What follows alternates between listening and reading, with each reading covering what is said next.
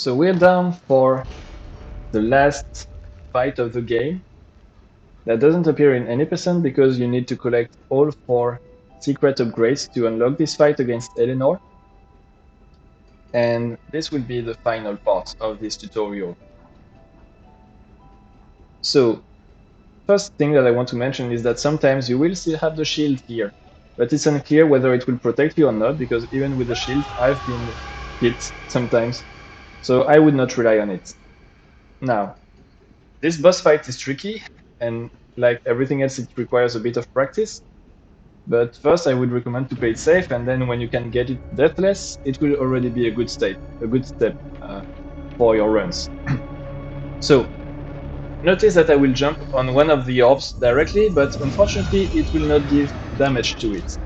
So you see that I start doing damage, but at the end of this cutscene, the damage will reset. Now, so the thing is, it's still good to be already on the orb to deal damage as soon as we can. These orbs, you can see the damage with these small spikes that come out of them, but Elenor will try to prevent you from damaging them, of course. And this will appear with this red shaded area and the noise, and you need to avoid her. So pay attention to the noise, for instance, or know that it takes a few seconds before she actually hits. But to have the faster one, to be as fast as possible, you want to avoid them kind of at the last moment and go back to the orb as soon as you can. So while doing so, there will always be one of the orbs that will be safe. So if I attack this one, the one that is in front of me in the circle, so the one that is on the right now, will be safe to go. So for the first phase, I will avoid the hit mostly from the outside, but sometimes also from the inside. For the third phase, because you cannot go to the outside, you will need to rely on this safe orb. Now, you can also try to lure Elenor on one orb and then jump on the next one that is safe to deal as much damage as you can. To be honest, I'm not implementing this in runs so far, and I can still get some pretty good times on Elenor. So the first orb you can do in 3 cycles. The second one, technically I guess you could also do 3 cycles, but I usually get 4 or maybe 5. And the last one, you can also do it in 4 cycles with a very good one, or 5 is good also. Now the other thing is, when you destroy one orb, you will be ejected. I'm not exactly sure why sometimes you get ejected up and sometimes to the side. Of course, if you get ejected up, it's better because you don't get as far away from the orbs as if you're ejected to the outside. But this I'm not really in control, at least so far. So let's try to get it. I will hold the cloak. Usually I will get out of the orb by using the red cloak when I have space around. And I will come back to it just by falling down and putting back the blue cloak. If I need to adjust, I can use double jump or the blink.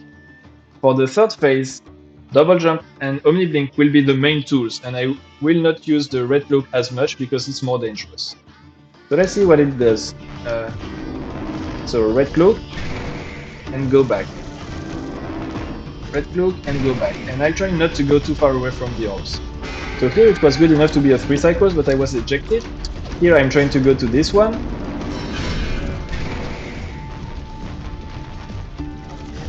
Oops, so here I jumped too late. I was too greedy. But it's good because it allows me to show what happens. So let's try again. Maybe this is not good enough to have a 3 cycles because I was not on the orb like when you have the cutscene. A 4 cycle is pretty good, and here I didn't get ejected. Well, I didn't get ejected, but I had the weird sliding thing, so be ready for this to happen. This fight is not easy. So here I use the red cloak and double jump. And now the last one is of course the most difficult, so when I'm down I could use the red cloak. But when I'm up like this, I will just double jump or blink. And I go back with a blink. So here I just let myself fall and I go back. Like this. Here, red cloak, and I go back. So let's just die and show it another time. But I hope you get the idea.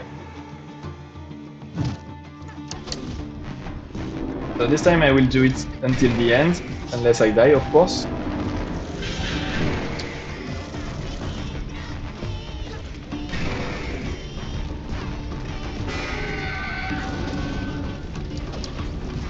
So trying to get as fast as possible to one of the orbs.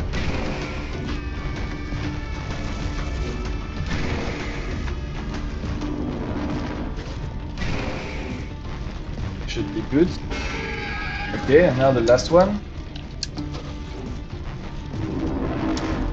So here, just adjusting with double jump. Here I can push with the cloak.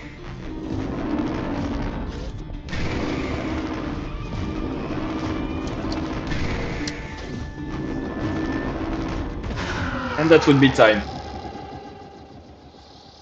So here it is, the final fight, and then the run is done.